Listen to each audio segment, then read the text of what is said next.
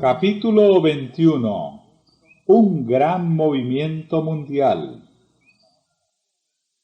En la profecía del primer mensaje angelical, en el capítulo 14 del Apocalipsis, se predice un gran despertamiento religioso bajo la influencia de la proclamación de la próxima venida de Cristo. Se ve un ángel volando en medio del cielo, teniendo un evangelio eterno que anunciar a los que habitan sobre la tierra, y a cada nación, y tribu, y lengua, y pueblo. A gran voz proclama el mensaje: temed a Dios y dadle gloria, porque ha llegado la hora de su juicio, y adorad al que hizo el cielo y la tierra, y el mar, y las fuentes de aguas.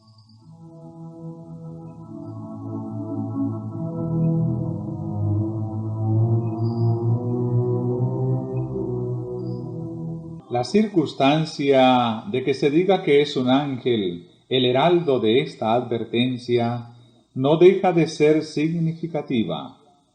La divina sabiduría tuvo a bien representar el carácter augusto de la obra que el mensaje debía cumplir y el poder y gloria que debían acompañarlo, por la pureza, la gloria y el poder del mensajero celestial. Y el vuelo del ángel en medio del cielo, la gran voz con la que se iba a dar la amonestación y su promulgación a todos los que habitan la tierra, a cada nación y tribu y lengua y pueblo, evidencian la rapidez y extensión universal del movimiento.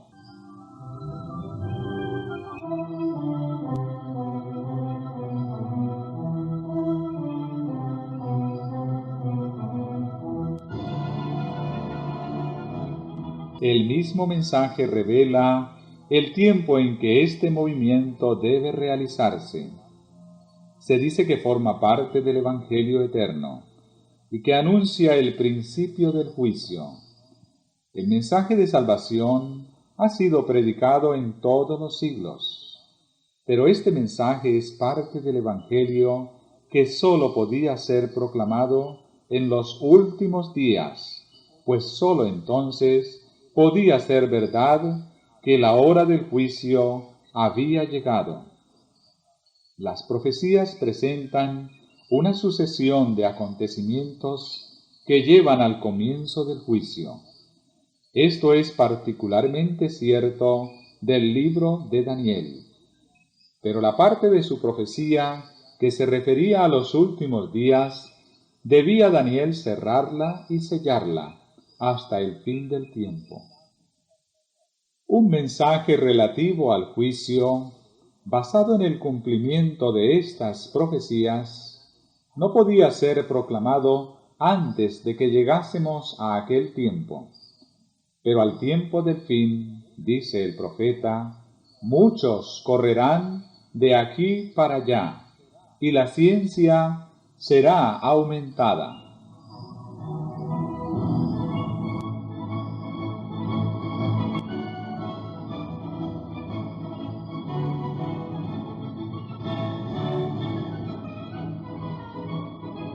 El apóstol Pablo advirtió a la Iglesia que no debía esperar la venida de Cristo en tiempo de él.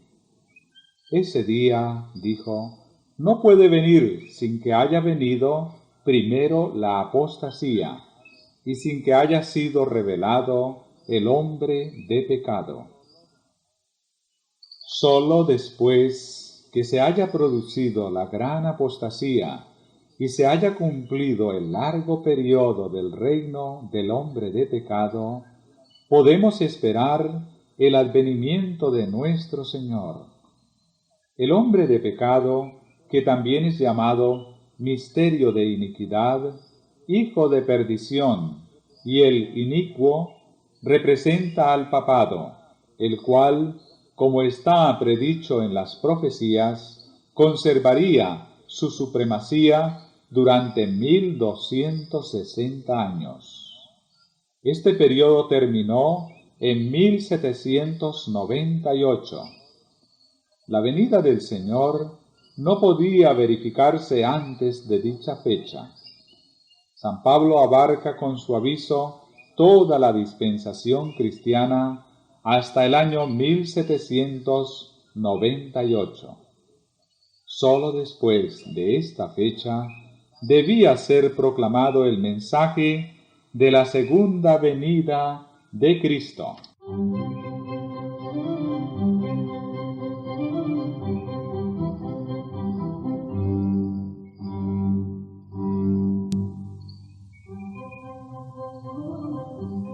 Semejante mensaje no se predicó en los siglos pasados.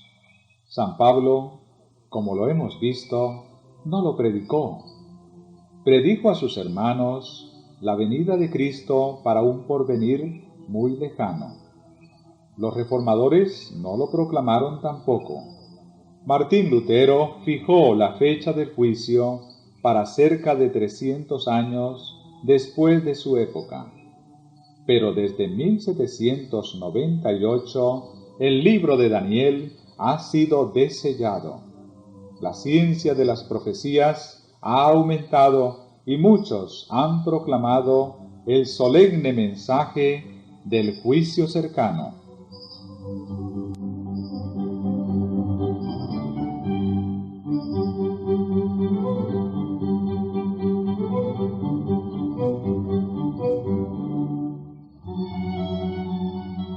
Así como en el caso de la Gran Reforma del siglo XVI, el movimiento adventista surgió simultáneamente en diferentes países de la cristiandad. Tanto en Europa como en América hubo hombres de fe y de oración que fueron inducidos a estudiar las profecías y que al escudriñar la palabra inspirada hallaron pruebas convincentes de que el fin de todas las cosas era inminente. En diferentes países había grupos aislados de cristianos que, por el solo estudio de las Escrituras, llegaron a creer que el advenimiento del Señor estaba cerca.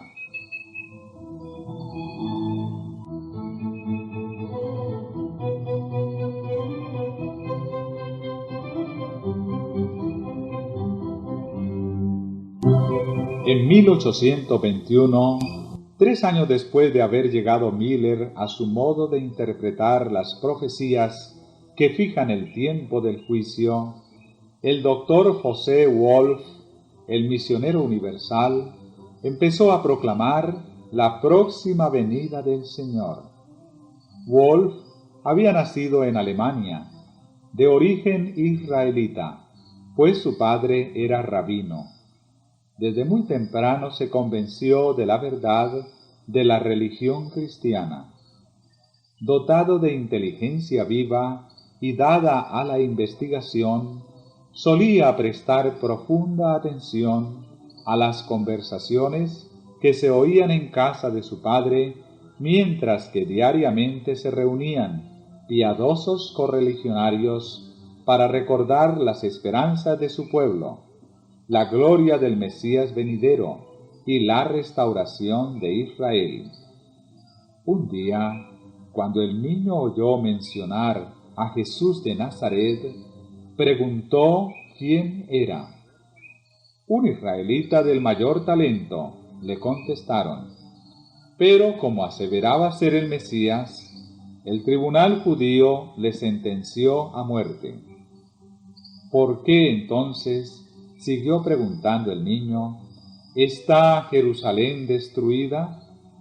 ¿Y por qué estamos cautivos?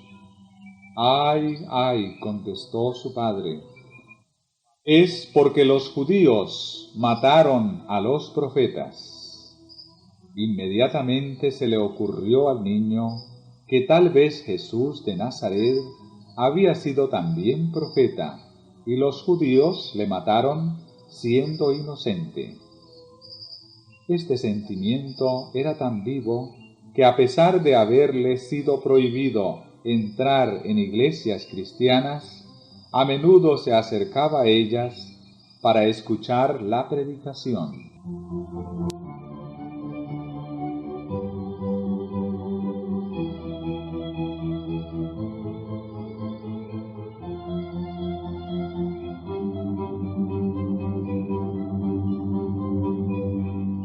Cuando tenía apenas 7 años, habló un día con jactancia a un anciano cristiano vecino suyo del triunfo futuro de Israel y del advenimiento del Mesías. El anciano le dijo entonces con bondad: «Querido niño, te voy a decir quién fue el verdadero Mesías.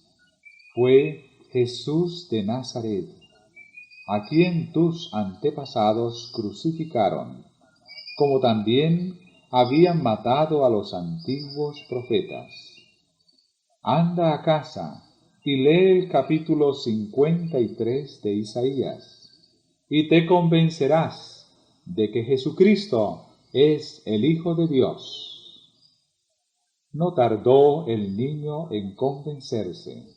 Se fue a la casa y leyó el pasaje correspondiente, maravillándose al ver cuán perfectamente se había cumplido en Jesús de Nazaret.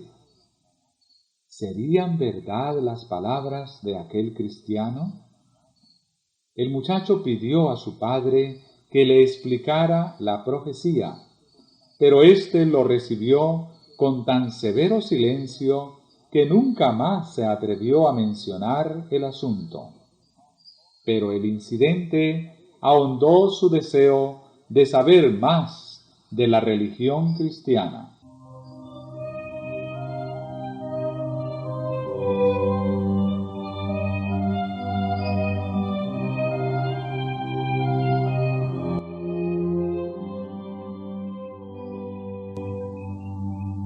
El conocimiento que buscaba le era negado premeditadamente en su hogar judío. Pero cuando tuvo 11 años, dejó la casa de su padre y salió a recorrer el mundo para educarse por sí mismo y para escoger su religión y su profesión. Se albergó por algún tiempo en casa de unos parientes, pero no tardó en ser expulsado como apóstata, y solo y sin un centavo tuvo que abrirse camino entre extraños. Fue de pueblo en pueblo, estudiando con diligencia y ganándose la vida enseñando hebreo. Debido a la influencia de un maestro católico, fue inducido a aceptar la fe romanista y se propuso ser misionero para su propio pueblo. Con tal objeto fue, pocos años después, a proseguir sus estudios en el Colegio de la Propaganda en Roma. Allí, su costumbre de pensar con toda libertad y de hablar con franqueza le hicieron tachar de herejía. Atacaba abiertamente los abusos de la Iglesia e insistía en la necesidad de una reforma. Aunque al principio fue tratado por los dignatarios papales con favor especial, fue luego alejado de Roma. Bajo la vigilancia de la Iglesia, fue de lugar en lugar, hasta que se hizo evidente que no se le podría obligar jamás a doblegarse al yugo del romanismo. Fue declarado incorregible y se le dejó en libertad para ir donde quisiera. Dirigióse entonces a Inglaterra y, habiendo abrazado la fe protestante, se unió a la Iglesia anglicana. Después de 2 años de estudio, dio principio a su misión en 1821.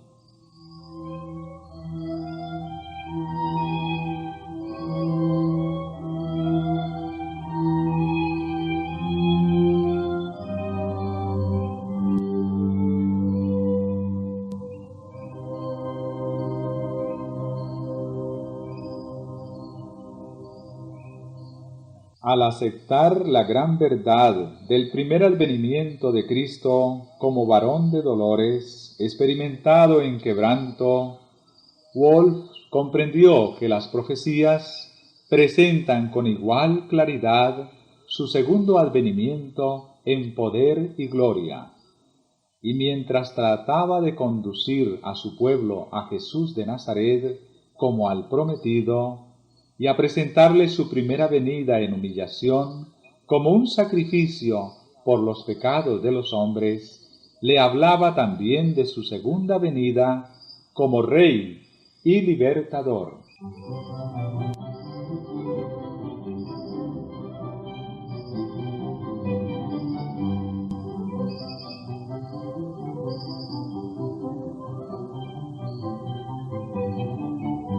Jesús de Nazaret, decía, el verdadero Mesías, cuyas manos y pies fueron traspasados, que fue conducido como cordero al matadero, que fue varón de dolores y experimentado en quebranto, que vino por primera vez después que el cetro fue apartado de Judá y la vara de gobernador de entre sus pies, vendrá por segunda vez en las nubes del cielo y con trompeta de arcángel. Sus pies se asentarán sobre el monte de los olivos, y el dominio sobre la creación, que fue dado primeramente a Adán y que le fue quitado después, será dado a Jesús. Él será rey sobre toda la tierra. Cesarán los gemidos y lamentos de la creación, y oiránse cantos de alabanza y acciones de gracias, cuando Jesús venga en la gloria de su Padre con los santos ángeles. Los creyentes que murieron resucitarán los primeros. Esto es lo que nosotros los cristianos llamamos la primera resurrección. Entonces el reino animal cambiará de naturaleza y será sometido a Jesús. El Señor volverá a mirar la tierra y dirá que todo es muy bueno.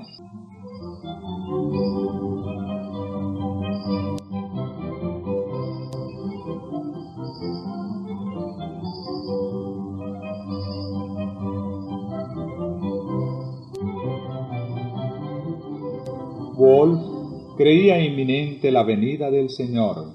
Según su interpretación de los periodos proféticos, la gran consumación debía verificarse en fecha no muy diferente de la señalada por Miller. A los que se fundaban en el pasaje del día y hora nadie sabe, para afirmar que nadie podía saber nada respecto a la proximidad del advenimiento, Wolf les contestaba: ¿dijo el Señor que el día y la hora no se sabrían jamás? ¿No nos dio señales de los tiempos para que reconociéramos siquiera la proximidad de su venida, como se reconoce la cercanía del estío por la higuera cuando brotan sus hojas? No conoceremos jamás ese tiempo cuando Él mismo nos exhortó no sólo a leer la profecía de Daniel, sino también a comprenderla. Y es precisamente en Daniel donde se dice que las palabras serían selladas hasta el tiempo del fin, lo que era el caso en su tiempo, y que muchos correrán de aquí para allá, expresión hebraica que significa observar y pensar en el tiempo. Y la ciencia respecto a ese tiempo será aumentada. Además, nuestro Señor no dice que la proximidad del tiempo no será conocida, sino que nadie sabe con exactitud el día ni la hora. Dice que se sabrá bastante por las señales de los tiempos, para inducirnos a que nos preparemos para su venida, así como Noé preparó el arca.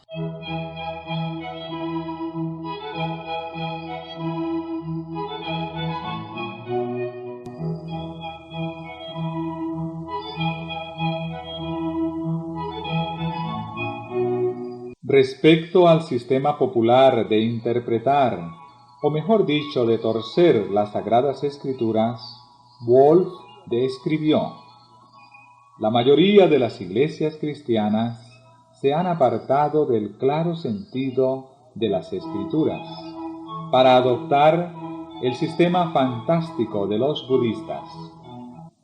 Creen que la dicha futura de la humanidad consistirá en cernerse en el aire y suponen que cuando se lee judíos debe entenderse gentiles y cuando se lee Jerusalén debe entenderse la iglesia, y que si se habla de la tierra es por decir cielo, que por la venida del Señor debe entenderse el progreso de las sociedades de misiones, y que subir a la montaña de la casa del Señor significa una gran asamblea de los metodistas.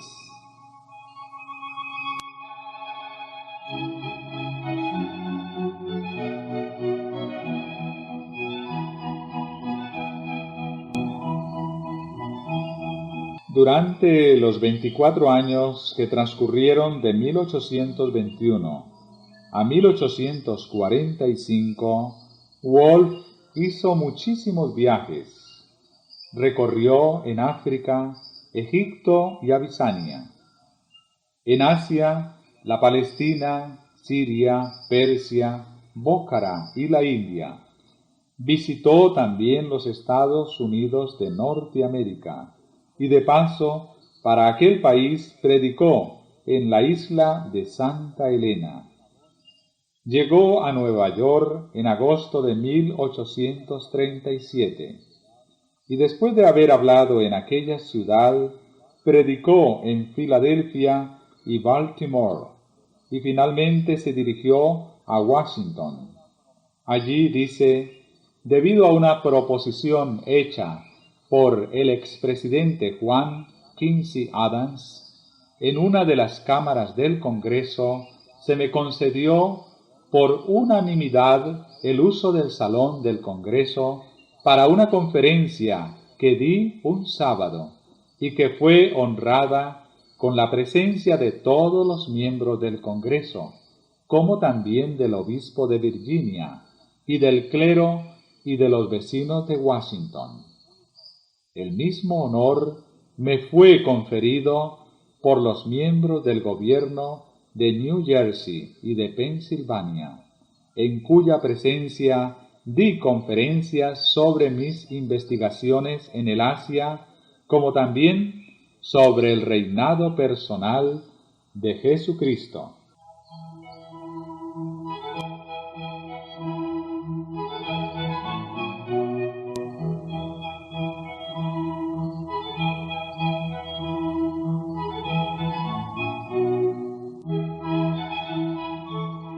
El doctor Wolf visitó los países más bárbaros sin contar con la protección de ningún gobierno europeo, sufriendo muchas privaciones y rodeado de peligros sin número.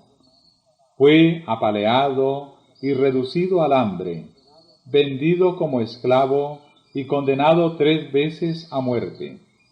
Fue atacado por bandidos y a veces estuvo a punto de morir de sed. Una vez fue despojado de cuanto poseía y tuvo que andar centenares de millas a pie a través de las montañas, con la nieve azotándole la cara y con pies descalzos, entumecidos por el contacto del suelo helado.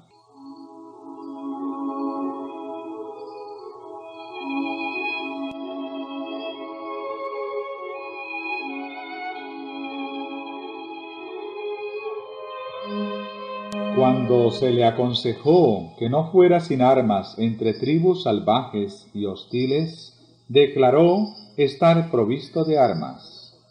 La oración, el celo por Cristo y la confianza en su ayuda. Además, decía: llevo el amor de Dios y de mi prójimo en mi corazón y la Biblia en la mano.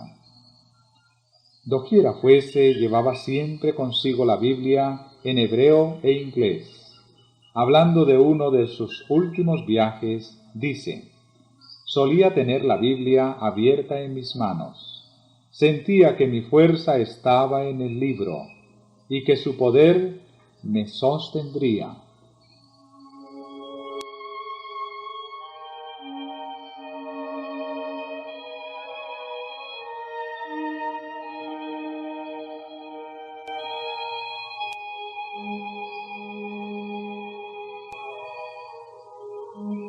Perseveró así en sus labores hasta que el mensaje del juicio quedó proclamado en gran parte del mundo habitado. Distribuyó la palabra de Dios entre judíos, turcos, parsis e hindúes, y entre otros muchos pueblos y razas, anunciando por todas partes la llegada del reino del Mesías.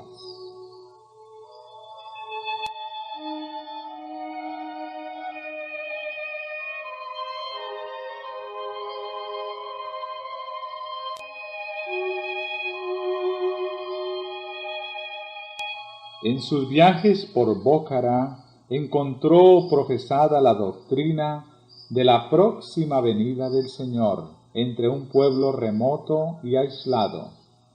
Los árabes del Yemen, dicen, poseen un libro llamado Sera, que anuncia la segunda venida de Cristo y su reino de gloria, y esperan que grandes acontecimientos han de desarrollarse en el año 1840. En el Yemen pasó 6 días con los hijos de Recab. No beben vino, no plantan viñas, ni siembran semillas. Viven en tiendas y recuerdan las palabras de Jonadab, hijo de Recab. Y encontré entre ellos hijos de Israel de la tribu de Dan, quienes en común con los hijos de Recab esperan que antes de mucho vendrá el Mesías en las nubes del cielo.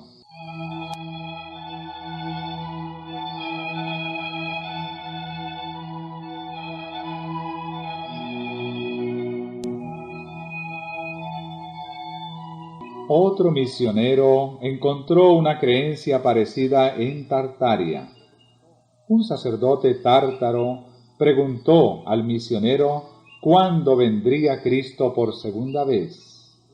Cuando el misionero le contestó que no sabía nada de eso, el sacerdote pareció admirarse mucho de tanta ignorancia por parte de uno que profesaba enseñar la Biblia, y manifestó su propia creencia fundada en la profecía de que Cristo vendría hacia 1844.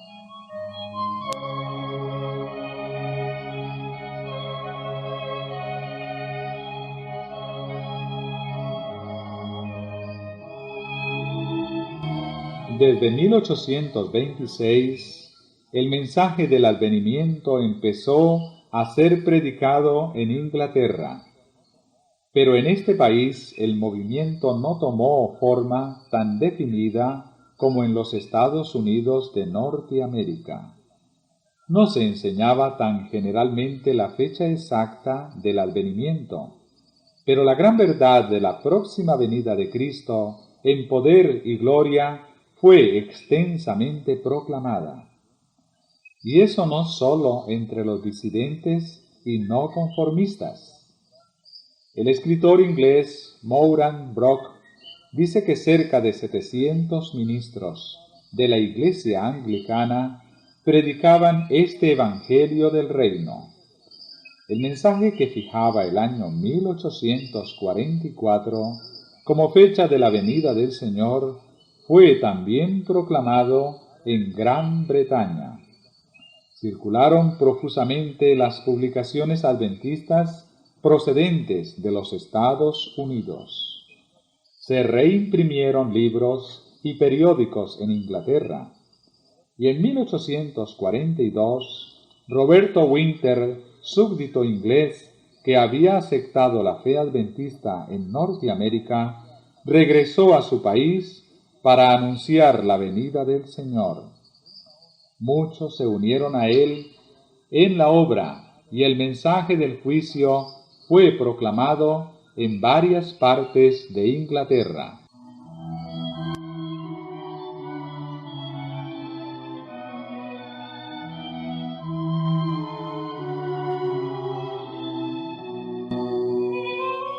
En la América del Sur, en medio de la barbarie y de las supercherías de los ministros de la religión, el jesuita chileno Lacunza se abrió camino hasta las Sagradas Escrituras y allí encontró la verdad de la próxima vuelta de Cristo.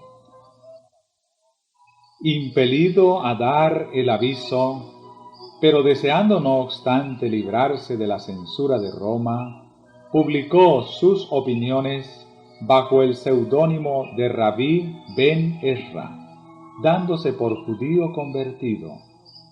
Lacunza vivió en el siglo XVIII, pero fue tan solo hacia 1825 cuando su libro fue traducido al inglés en Londres. Su publicación contribuyó a aumentar el interés que se estaba despertando ya en Inglaterra por la cuestión del segundo advenimiento.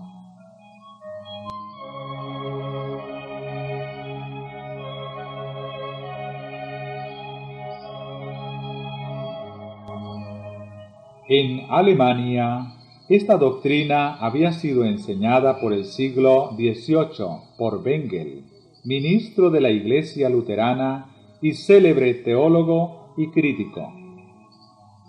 Al terminar su educación, Bengel se había dedicado al estudio de la teología, hacia la cual se sentía naturalmente inclinado por el carácter grave y religioso de su espíritu, que ganó en profundidad y robustez merced a su temprana educación y a la disciplina.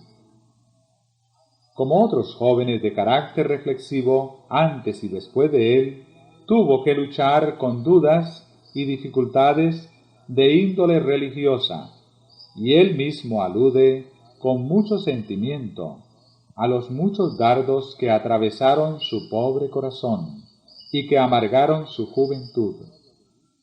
Llegado a ser miembro del consistorio de Wittenberg, abogó por la causa de la libertad religiosa.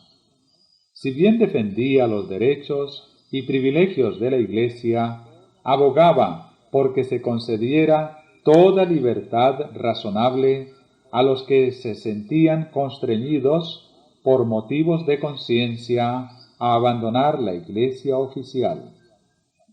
Aún se dejan sentir hoy día en su país natal los buenos efectos de su política.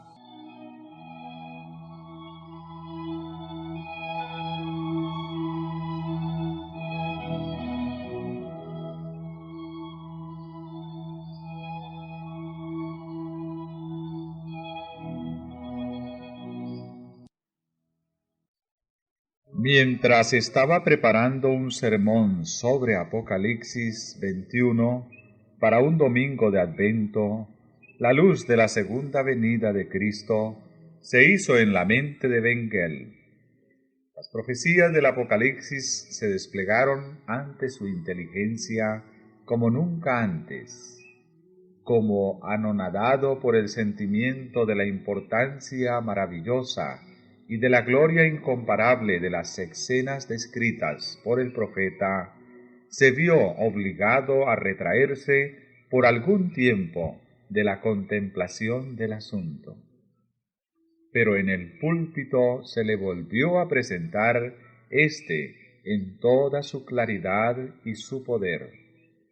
Desde entonces se dedicó al estudio de las profecías, especialmente las del Apocalipsis, y pronto llegó a creer que ellas señalan la proximidad de la venida de Cristo. La fecha que él fijó para el segundo advenimiento no difería más que en muy pocos años de la que fue determinada después por Miller.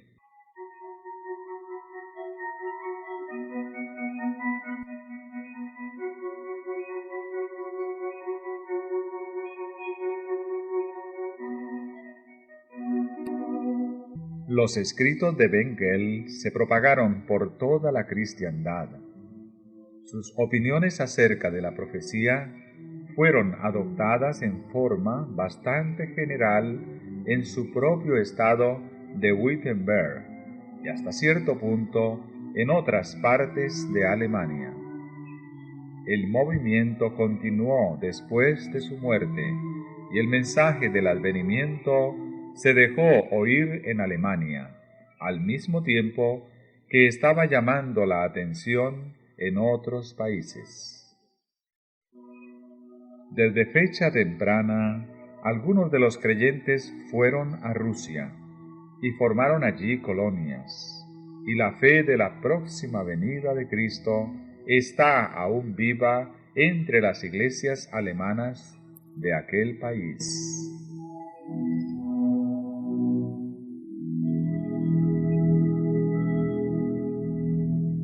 La luz brilló también en Francia y en Suiza. En Ginebra, donde Farel y Calvino propagaron las verdades de la Reforma, Gaussen predicó el mensaje del segundo advenimiento. Cuando era aún estudiante, Gaussen había conocido el espíritu racionalista que dominaba en toda Europa hacia fines del siglo XVIII y principios del XIX. Y cuando entró en el ministerio, no sólo ignoraba lo que era la fe verdadera, sino que se sentía inclinado al escepticismo. En su juventud se había interesado en el estudio de la profecía. Después de haber leído la historia antigua de Rollin, su atención fue atraída al segundo capítulo de Daniel, y le sorprendió la maravillosa exactitud con que se había cumplido la profecía, según resalta de la relación del historiador. Había en esta un testimonio en favor de la inspiración de las Escrituras, que fue para él como un ancla en medio de los peligros de los años posteriores.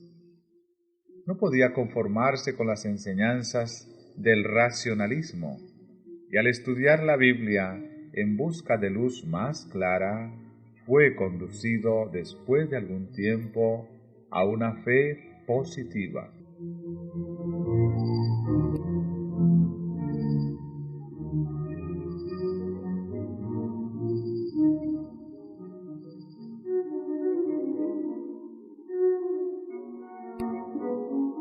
Al continuar sus investigaciones sobre las profecías, llegó a creer que la venida del Señor era inminente. Impresionado por la solemnidad e importancia de esta gran verdad, deseó presentarla al pueblo. Pero la creencia popular de que las profecías de Daniel son misterios y no pueden ser entendidas, le resultó obstáculo serio. Al fin resolvió, como Farel lo había hecho antes que él en la evangelización de Ginebra, empezar con los niños, esperando por medio de ellos alcanzar a los padres.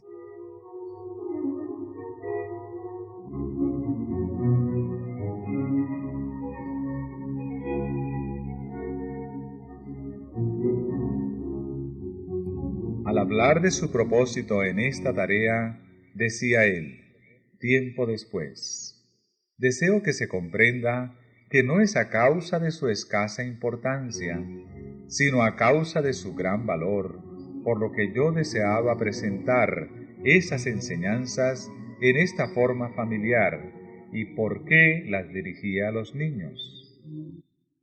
Deseaba que se me oyese y temía que no se me escuchara si me dirigía primero a los adultos. Resolví, por consiguiente, dirigirme a los más jóvenes. Reúno, pues, una asistencia de niños.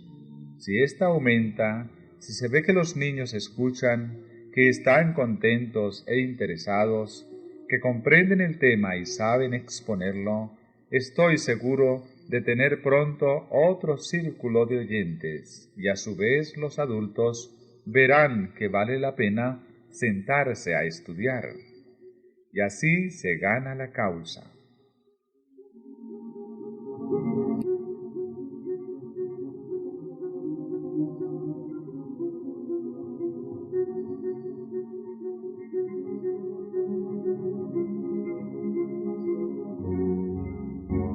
El esfuerzo fue recompensado. Al dirigirse a los niños, tuvo el gusto de ver acudir a la reunión a personas mayores. Las galerías de su iglesia se llenaban de oyentes atentos. Entre ellos habían hombres de posición y saber, así como extranjeros y otras personas que estaban de paso en Ginebra. Y así el mensaje era llevado a otras partes.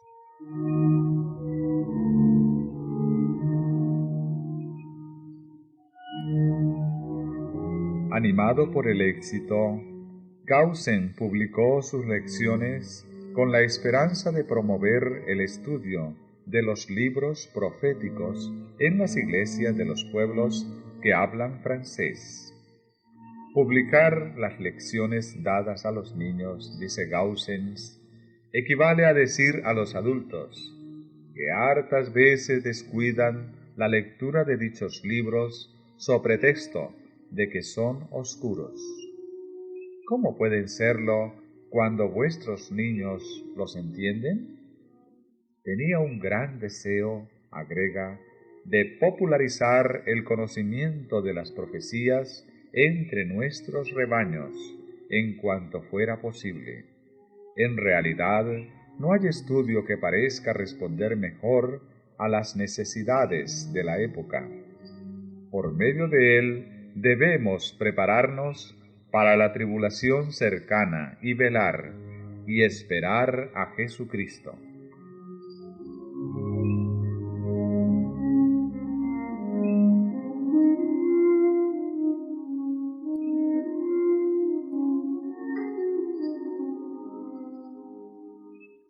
Aunque Gaussen era uno de los predicadores más distinguidos y de mayor aceptación entre el público de idioma francés, fue suspendido del ministerio por el delito de haber hecho uso de la Biblia al instruir a la juventud, en lugar del catecismo de la Iglesia, manual insípido y racionalista, casi desprovisto de fe positiva.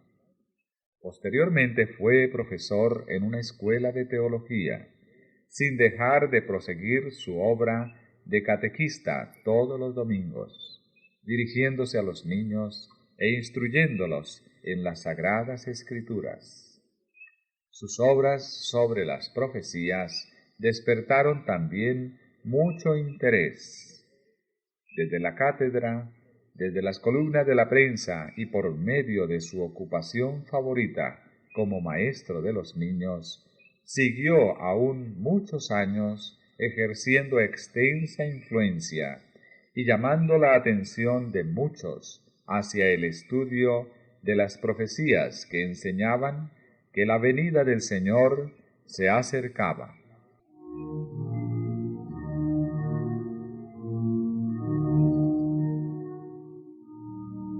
El mensaje del advenimiento fue proclamado también en Escandinavia y despertó interés por todo el país. Muchos fueron turbados en su falsa seguridad, confesaron y dejaron sus pecados y buscaron perdón en Cristo. Pero el clero de la Iglesia oficial se opuso al movimiento, y debido a su influencia, algunos de los que predicaban el mensaje fueron encarcelados. En muchos puntos donde los predicadores de la próxima venida del Señor fueron así reducidos al silencio, plugó a Dios enviar el mensaje de modo milagroso por conducto de niños pequeños. Como eran menores de edad, la ley del Estado no podía impedírselo, y se les dejó hablar sin molestarlos.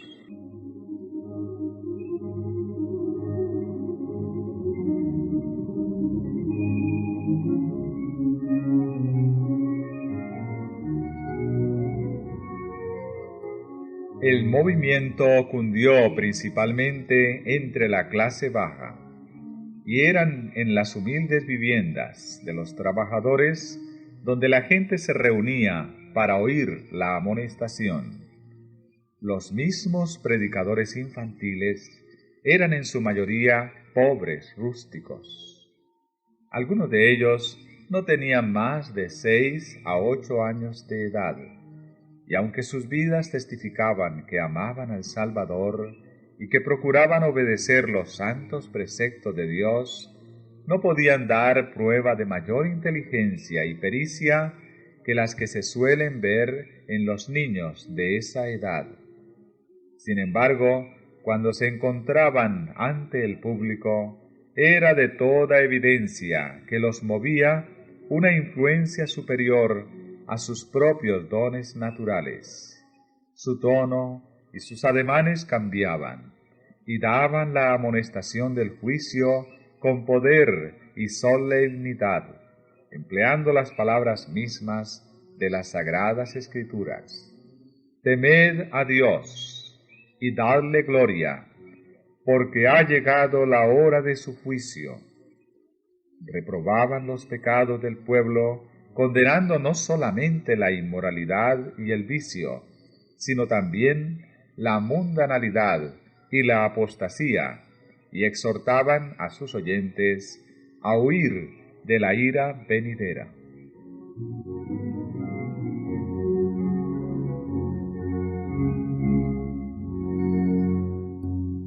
La gente oía temblando.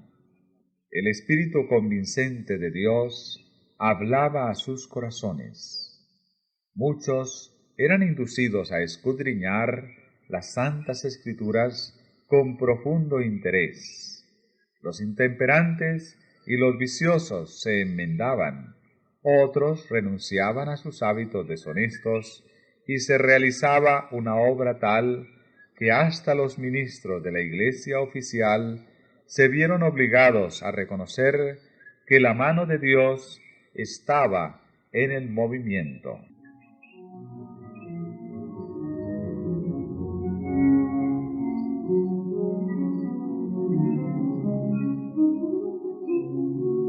Dios quería que las nuevas de la venida del Salvador fuesen publicadas en los países escandinavos, y cuando las voces de sus siervos fueron reducidas al silencio, puso su espíritu en los niños para que la obra pudiese hacerse.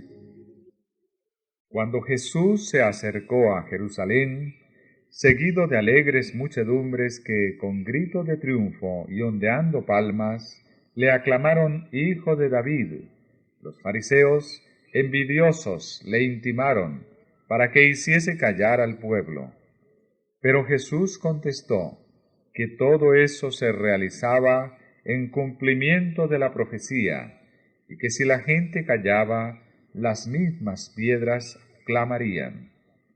El pueblo, intimidado por las amenazas de los sacerdotes y de los escribas, dejó de lanzar aclamaciones de júbilo al entrar por las puertas de Jerusalén. Pero en los atrios del templo, los niños reanudaron el canto y agitando sus palmas exclamaban: «Hosana al Hijo de David». Cuando los fariseos, con amargo descontento, dijeron a Jesús: «¿Oyes lo que éstos dicen?», el Señor contestó: «Sí, ¿nunca leísteis? De la boca de los niños y de los que maman, ¿perfeccionaste la alabanza?». Así como Dios actuó por conducto de los niños en tiempo del primer advenimiento de Cristo, así también intervino por medio de ellos para proclamar el mensaje de su segundo advenimiento. Y es que tiene que cumplirse la palabra de Dios, que dice que la proclamación de la venida del Salvador debe ser llevada a todos los pueblos, lenguas y naciones.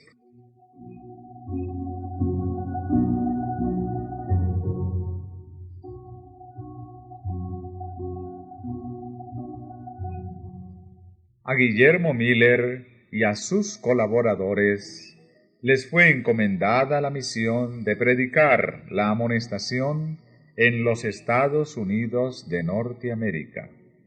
Dicho país vino a ser el centro del gran movimiento adventista. Allí fue donde la profecía del mensaje del primer ángel tuvo su cumplimiento más directo. Los escritos de Miller y de sus compañeros se propagaron hasta en países lejanos. A donde quiera que hubiesen penetrado misioneros, allá también fueron llevadas las alegres nuevas de la pronta venida de Cristo. Por todas partes fue predicado el mensaje del Evangelio eterno: temed a Dios y dadle gloria, porque ha llegado la hora de su juicio.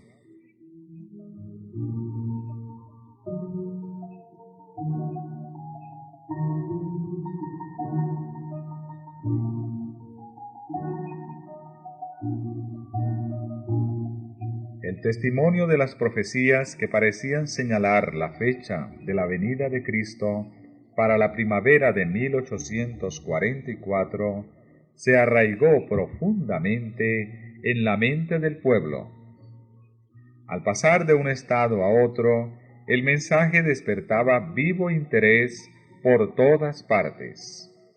Muchos estaban convencidos de que los argumentos de los pasajes proféticos eran correctos, y sacrificando el orgullo de la opinión propia, aceptaban alegremente la verdad. Algunos ministros dejaron también a un lado sus opiniones y sentimientos sectarios, y con ellos sus mismos sueldos y sus iglesias, y se pusieron a proclamar la venida de Jesús. Fueron, sin embargo, comparativamente pocos los ministros que aceptaron este mensaje. Por eso, la proclamación de éste fue confiada en gran parte a humildes laicos. Los agricultores abandonaban sus campos, los artesanos sus herramientas, los comerciantes sus negocios, los profesionales sus puestos, y no obstante, el número de los obreros era pequeño comparado con la obra que había que hacer. La condición de una iglesia impía y de un mundo sumergido en la maldad oprimía el alma de los verdaderos centinelas, que sufrían voluntariamente trabajos y privaciones para invitar a los hombres a arrepentirse para salvarse. A pesar de la oposición de Satanás, la obra siguió adelante y la verdad del advenimiento fue aceptada por muchos miles.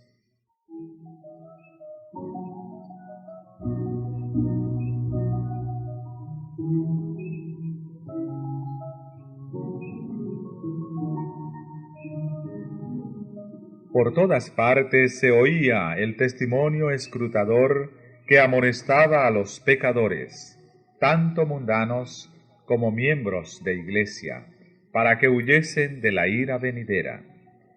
Como Juan el Bautista, el precursor de Cristo, los predicadores ponían la segur a la raíz del árbol e instaban a todos a que hiciesen frutos dignos de arrepentimiento. Sus llamamientos conmovedores contrastaban notablemente con las seguridades de paz y salvación que se oían desde los púlpitos populares. Y dondequiera que se proclamaba el mensaje, conmovía al pueblo.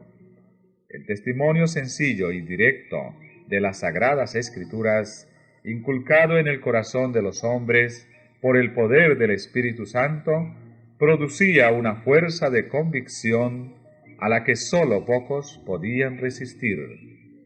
Personas que profesaban cierta religiosidad fueron despertadas de su falsa seguridad. Vieron sus apostasías, su mundanalidad y poca fe, su orgullo y egoísmo. Muchos buscaron al Señor con arrepentimiento y humillación. El apego que por tanto tiempo se había dejado sentir por las cosas terrenales, se dejó entonces sentir por las cosas del cielo. El Espíritu de Dios descansaba sobre ellos, y con corazones ablandados y subyugados se unían para exclamar: Temed a Dios y dadle gloria, porque ha llegado la hora de su juicio.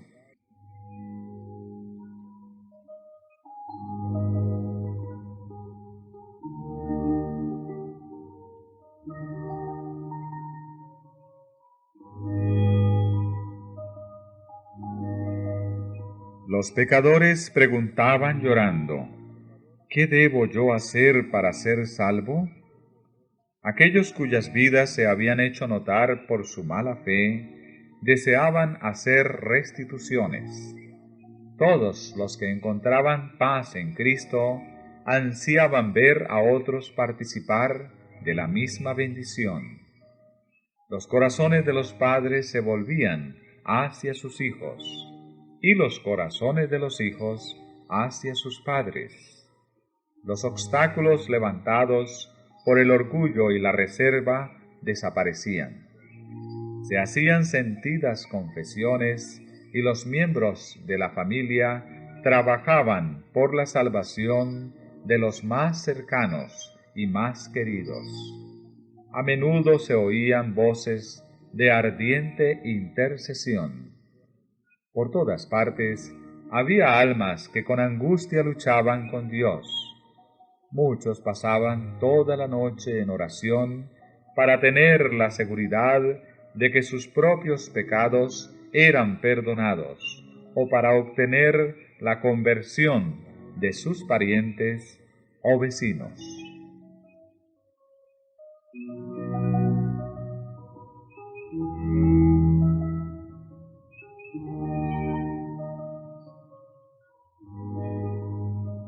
Todas las clases de la sociedad se agolpaban en las reuniones de los adventistas. Ricos y pobres, grandes y pequeños, ansiaban por varias razones oír ellos mismos la doctrina del segundo advenimiento. El Señor contenía el espíritu de oposición, mientras que sus siervos daban razón de su fe. A veces el instrumento era débil, pero el Espíritu de Dios daba poder a su verdad. Se sentía en esas asambleas la presencia de los santos ángeles, y cada día muchas personas eran añadidas al número de los creyentes. Siempre que se exponían los argumentos en favor de la próxima venida de Cristo, había grandes multitudes que escuchaban embelesadas. No parecía sino que el cielo y la tierra se juntaban. El poder de Dios era sentido por ancianos, jóvenes y adultos. Los hombres volvían a sus casas cantando alabanzas, y sus alegres acentos rompían el silencio de la noche. Ninguno de los que asistieron a las reuniones podrá olvidar jamás escenas de tan vivo interés.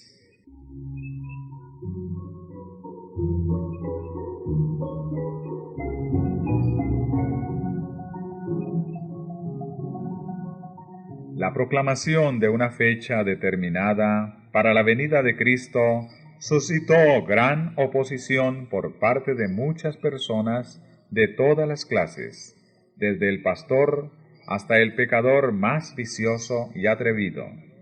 Cumpliéronse así las palabras de la profecía que decían: en los postrimeros días vendrán burladores, andando según sus propias concupiscencias, y diciendo: ¿dónde está la promesa de su advenimiento? Porque desde el día en que los padres durmieron, todas las cosas permanecen así, como desde el principio de la creación. Muchos que profesaban amar al Salvador declaraban que no se oponían a la doctrina del segundo advenimiento, sino tan solo a que se le fijara una fecha. Pero el ojo escrutador de Dios leía en sus corazones. En realidad, Lo que había era que no querían oír decir que Cristo estaba por venir para juzgar al mundo en justicia. Habían sido siervos infieles. Sus obras no hubieran podido soportar la inspección de Dios que escudriña los corazones, y temían comparecer ante su Señor. Como los judíos en tiempo del primer advenimiento de Cristo no estaban preparados para dar la bienvenida a Jesús, no sólo se negaban a escuchar los claros argumentos de la Biblia, sino que ridiculizaban a los que esperaban al Señor. Satanás y sus ángeles se regocijaban de esto y arrojaban a la cara de Cristo y de sus santos ángeles la afrenta de que los que profesaban ser su pueblo le amaban tan poco que ni deseaban su aparición.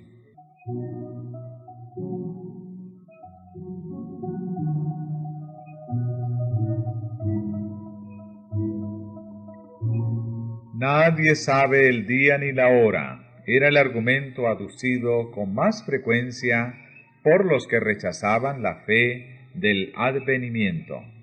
El pasaje bíblico dice: empero del día y hora nadie sabe, ni aun los ángeles de los cielos, sino mi Padre solo. Los que estaban esperando al Señor dieron una explicación clara y armoniosa de esta cita bíblica, y resultó claramente refutada la falsa interpretación que de ella hacían sus adversarios. Esas palabras fueron pronunciadas por Cristo en la memorable conversación que tuvo con sus discípulos en el Monte de los Olivos, después de haber salido del templo por última vez. Los discípulos habían preguntado: ¿qué señal habrá de tu venida y del fin del mundo? Jesús les dio las señales y les dijo: cuando viereis todas estas cosas, sabed que está cercano a las puertas. No debe interpretarse una declaración del Salvador en forma que venga a anular otra. Aunque nadie sepa el día ni la hora de su venida, se nos exhorta y se requiere de nosotros que sepamos cuándo está cerca. Se nos enseña, además, que menospreciar su aviso y negarse a averiguar cuándo su advenimiento esté cercano será tan fatal para nosotros como lo fue para los que viviendo en días de Noé no supieron cuándo vendría el diluvio. Y la parábola del mismo capítulo, que pone en contraste al siervo fiel y al malo, y que señala la suerte de aquel que dice en su corazón: mi Señor se tarda en venir, enseña cómo considerará y recompensará a Cristo a los que encuentre velando y proclamando su venida, y a los que la nieguen. Velad, pues, dice y añade: bienaventurado aquel siervo al cual, cuando su Señor viniere, le hallare haciendo así. Y si no velares, vendré a ti como ladrón, y no sabrás en qué hora vendré a ti.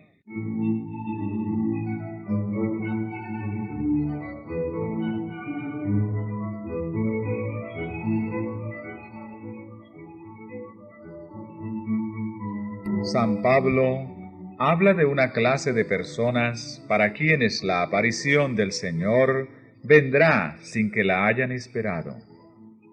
Como ladrón en la noche, así viene el día del Señor. Cuando los hombres estén diciendo paz y seguridad, entonces vendrá sobre ellos destrucción de repente, y no escaparán.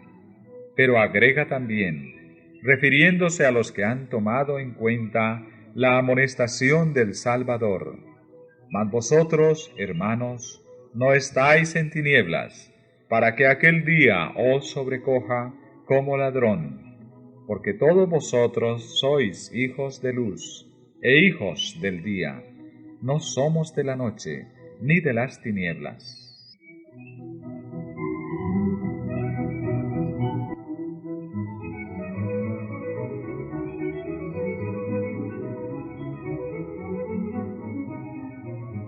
Así quedó demostrado que las Sagradas Escrituras no autorizan a los hombres a permanecer ignorantes con respecto a la proximidad de la venida de Cristo. Pero los que no buscaban más que un pretexto para rechazar la verdad, cerraron sus oídos a esta explicación, y las palabras, empero del día y la hora nadie sabe, seguían siendo repetidas por los atrevidos escarnecedores y hasta por los que profesaban ser ministros de Cristo. Cuando la gente se despertaba y empezaba a inquirir el camino de la salvación, los maestros en religión se interponían entre ellos y la verdad, tratando de tranquilizar sus temores con falsas interpretaciones de la palabra de Dios. Los atalayas infieles colaboraban en la obra del gran engañador, clamando paz, paz, cuando Dios no había hablado de paz. Como los fariseos en tiempos de Cristo, muchos se negaban a entrar en el reino de los cielos e impedían a los que querían entrar. La sangre de esas almas será demandada de sus manos.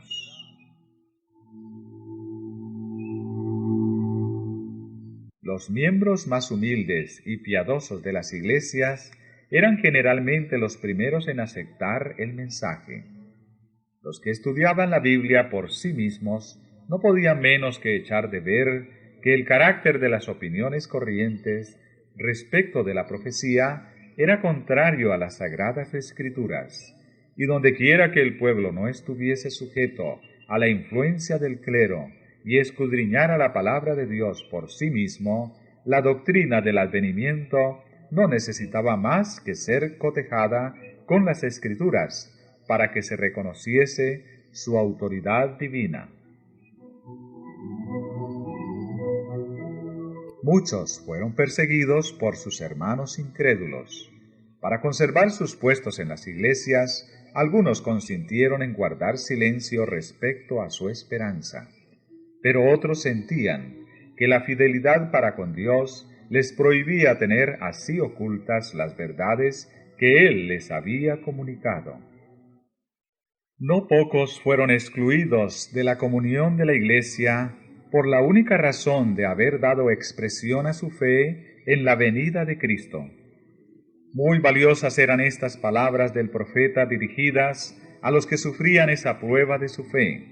Vuestros hermanos, los que os aborrecen y os niegan por causa de mi nombre, dijeron, glorifíquese Jehová, mas Él se mostrará con alegría vuestra, y ellos serán confundidos.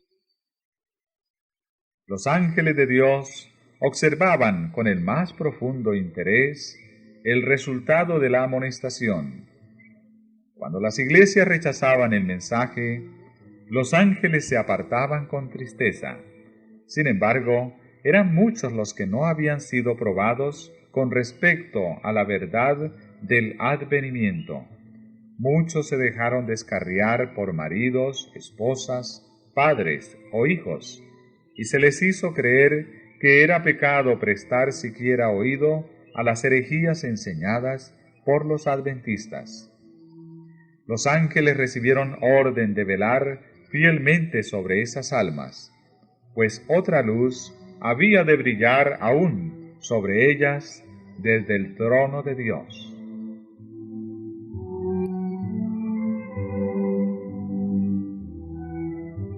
Los que habían aceptado el mensaje velaban por la venida de su Salvador con indecible esperanza.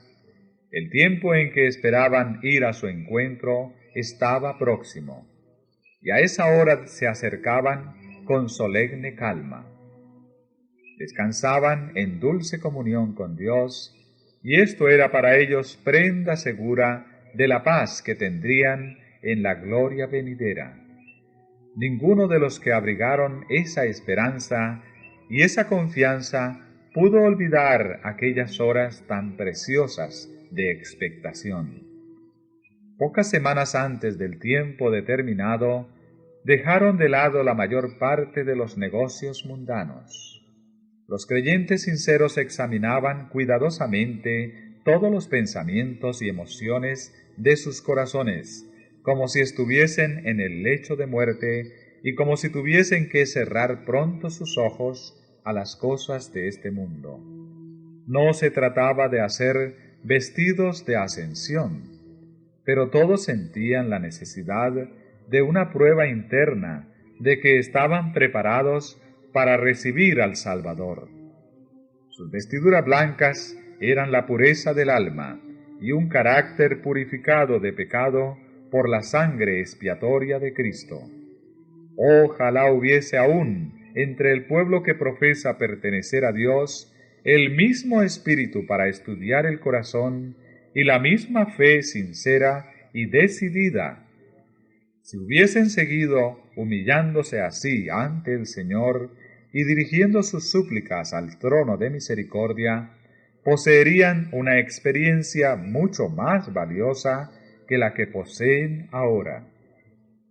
No se ora lo bastante, escasea la comprensión de la condición real del pecado, y la falta de una fe viva deja a muchos destituidos de la gracia tan abundantemente provista por nuestro Redentor.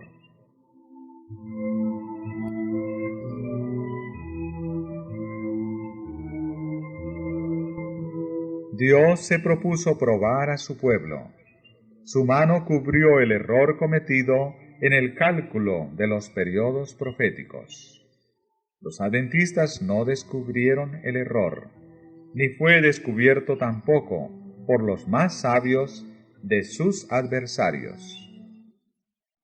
Estos decían: vuestro cálculo de los periodos proféticos es correcto.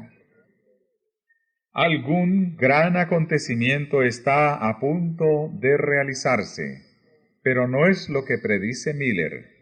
Es la conversión del mundo y no el segundo advenimiento de Cristo.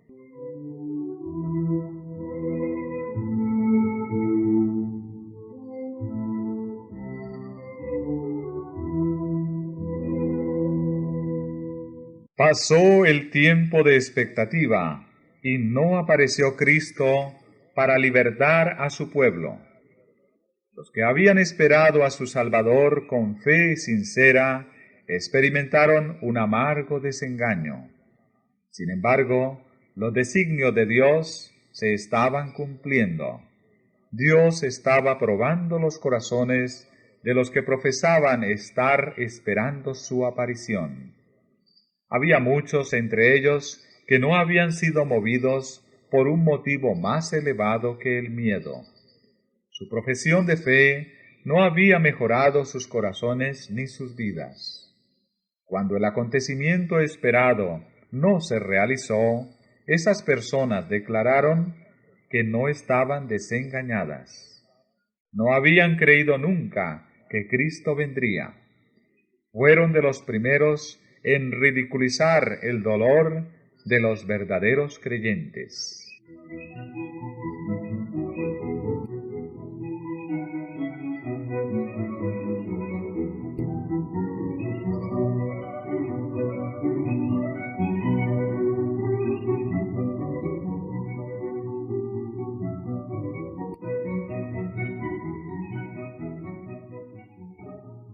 Pero Jesús y todas las huestes celestiales contemplaron con amor y simpatía a los creyentes que fueron probados y fieles, aunque chasqueados. Si se hubiese podido descorrer el velo que separa el mundo visible del invisible, se habrían visto ángeles que se acercaban a esas almas resueltas y las protegían de los dardos de Satanás.